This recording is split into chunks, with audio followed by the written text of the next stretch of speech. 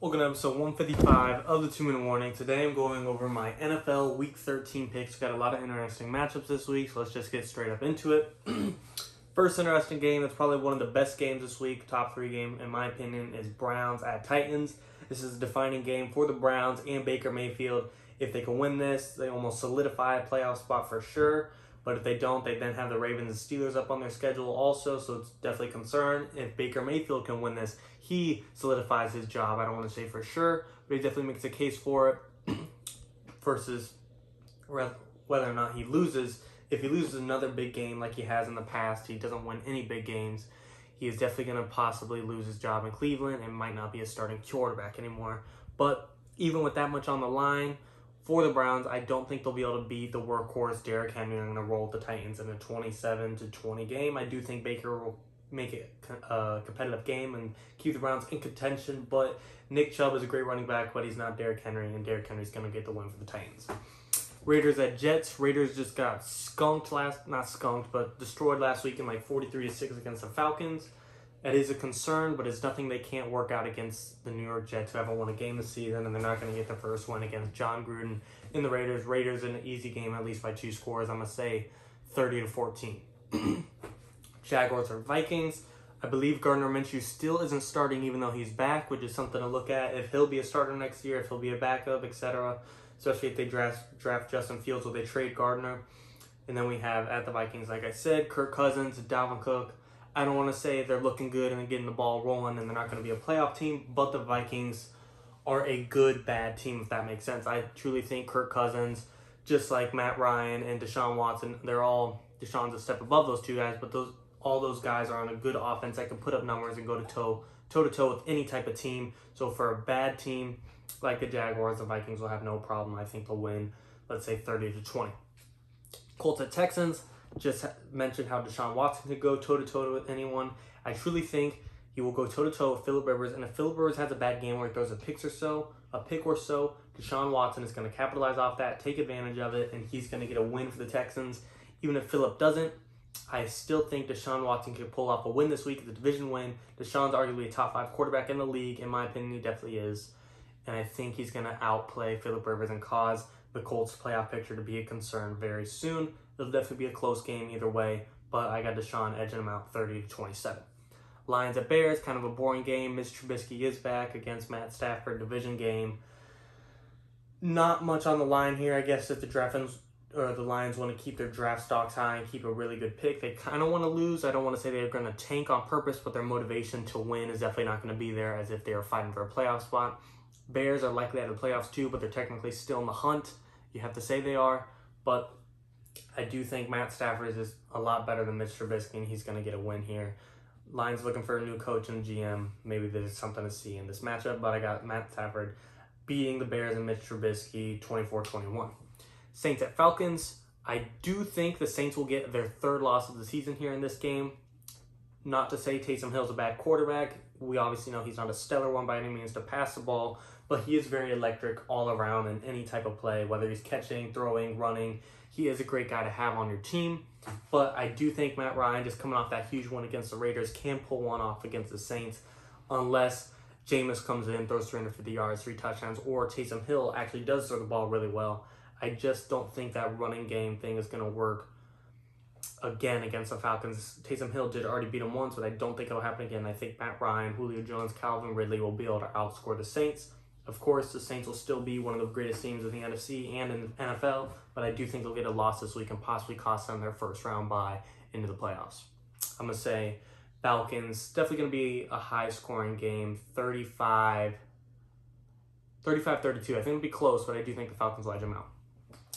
Giants at Seahawks, not much to say. Daniel Jones isn't even in, although the Giants are pushing for a playoff spot, and I do think they'll get it. I don't think they'll win against the Seahawks by any means. Russell Wilson, DK Metcalf, Tyler Lockett, Josh Gordon's coming back. Carlos Dunlap's on that team. Jamal Adams, great pass rush starting to come together. Not much to say. Seahawks going to win this easily by 2 scores. Rams at Cardinals, probably the second most interesting matchup of the week, if not the most interesting.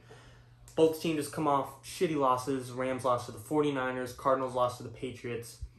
Really both teams could kind of be disappointed in themselves. There's a lot of speculation that teams have figured out Kyler Murray. A statistic came out that he's being blitzed and extra pass rush 39% of the time, which is kind of cracking them down. As you saw, the Patriots did that, and they beat them. Obviously, it was a close game, but Cam Newton put up 84 yards and 2 interceptions against Kyler Murray and still beat him. I mean, imagine if Jared Goff can just keep the ball on the Rams side and not turn it over. I don't think the Rams will have a problem beating them, but the Rams themselves, Jared Goff is turning over the ball, so that is an issue for both teams.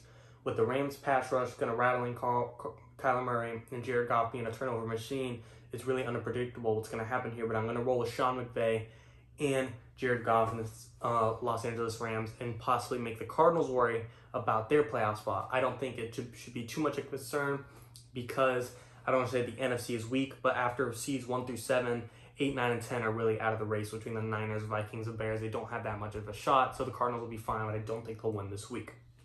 Next game, Pats at Chargers. A lot of speculation between Bill Belichick maybe leaving the Patriots, Chargers firing Anthony Lynn. Maybe they'll team up Bill Belichick to the Patriots. He likes Justin Herbert. We heard him speak highly of him. I did a video on this specifically, but to make it brief, I think Justin Herbert and Cam Newton, I think Justin Herbert will outmatch Cam Newton by far, especially passing. Obviously, Cam Newton's going to outrun him, but coming down to the win, I think Justin Herbert's going to get his 3rd NFL win. Chargers are going to hurt their draft pick a little bit, but the Patriots are going to make theirs a little bit better. I don't think, obviously, Cam Newton can't beat anyone as he's beaten the Cardinals and the Ravens, but he's also lost to anyone just like Drew Lock and a couple other questionable losses. So it is a concern for the Patriots. Not a concern, but a question for what the Patriots really are. But I think Justin Herbert is just going to be too good, and he's going to solidify his Rookie of the Year case this game, and they're going to come away with the win. Probably, I'm going to say 24-14. I don't think the Patriots will score that much, but we'll see. Broncos at Chiefs, not a whole lot to say. The Chiefs are going to probably go back-to-back Super Bowls, so I don't know if there's really an argument why they'd lose this game against the Broncos. They beat other great teams. I don't want to say they've had huge competition this year, but they did beat the Bucs. They beat the Raiders twice, and we'll see how they play the Saints upcoming, but the Broncos are not going to be an issue at all. Chiefs easily going to win by a score or 2. Eagles at Packers. Aaron Rodgers just came off an amazing game that possibly put him in number 1 MVP candidate spot. We'll see if he could continue that run here and edge out Patrick Mahomes for the MVP spot in this game. I think the Packers will easily win against the Eagles as well. Although Carson Wentz does play well against the Packers, oddly enough, I don't think he's going to do it this year based off the pace he's been going. So Aaron Rodgers is easily going to win this one, in my opinion. Washington at Steelers. Washington is pushing for a playoff run themselves. Antonio Gibson, amazing rookie running back.